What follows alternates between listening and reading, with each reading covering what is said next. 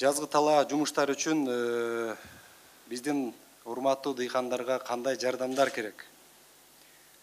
Мисал үчүн сапаттуу үрөөндөр менен камсыздоо, айыл чарба техникаларды, көпчүлүк эски техникалар бар, аларды ремонттоо иштери, күйүүчү майлоочу материалдар, керектүү көлөмдө жер семиргичтер менен биздин дыйкандарды камсыздашыбыз керек. Кийинки маселе сууга суу тармактарын даярдоо, тазалоо, гидротехникалык курулмалар, арыктар, насостук станциялар, БДР, БСР айторушулардын баарына даярдыкты эртерээк башташыбыз керек. Анан акимдер, жетекчилер даяр болгула. Мен внезапно барам областтарга, каналдаргача текшерем, арыктарга чейин текшерем.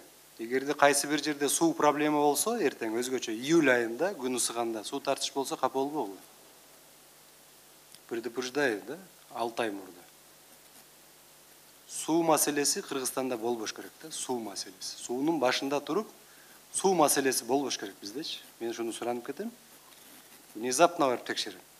Бүт жерлерден ар бир дыйкан менен жетекчилер менен жолукканга мен шарт түзөм да өзүмчө. Түз иштешем алар менен. Бизде иштетилбей калган жерлер бар. Пайдаланылбай калган. 2020-жылы пайдаланылбай калган жерлердин жалпы көлөмү 56 000 гектар жерди түзгөн. Мына ушунун кесепет өндүрүлгөн айыл чарба продукцияларынын физикалык көлөмү мурдагы жылга салыштырганда түшүп кетиптир. Ошон үчүн урматтуу жетекчилер аз болсо дагы мындай реалдуу түрдө жардам тийиш керек да. Өндүрүүдөн баштап сатканга чейин механизмдерди аскача карап чыгайлы. Бизде көпчүлүк азыр кийим-кече башка товарлардан сырткары өзүбүздүн керектөөдө тамак аштар дагы импорт кирип атат.